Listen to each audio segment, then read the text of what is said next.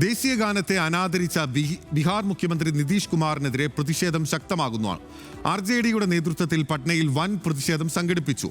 ബീഹാറിൽ നിയമസഭാ തെരഞ്ഞെടുപ്പ് അടുത്തിരിക്കെ വിഷയം NDA സർക്കാരിനെതിരായ രാഷ്ട്രീയ ആയുധമാക്കുകയാണ് ഇന്ത്യ സഖ്യം.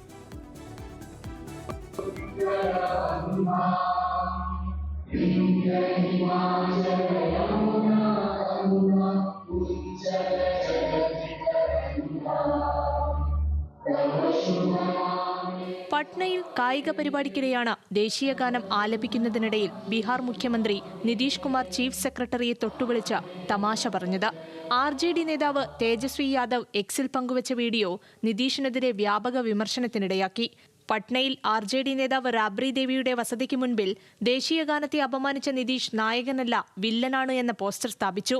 നിതീഷിന് ശാരീരികവും മാനസികവുമായി തകരാറുണ്ടെന്നായിരുന്നു മുൻ മുഖ്യമന്ത്രി കൂടിയായ രാബ്രി ദേവിയുടെ ആരോപണം. നിതീഷ് മാപ്പ് പറയണമെന്നാവശ്യപ്പെട്ട് ഇന്നലെ നിയമസഭയ്ക്കകത്ത് പ്രതിപക്ഷം ശക്തമായി പ്രതിഷേധിച്ചിരുന്നു. ഇതിനു പിന്നാലെയാണ് പ്രതിഷേധം തെരുവിലേക്കും വ്യാപിപ്പിച്ചത്. പട്നയിൽ ഇന്ത്യ സഖ്യ പാർട്ടികളുടെ നേതൃത്വത്തിൽ പ്രതിഷേധിച്ചു.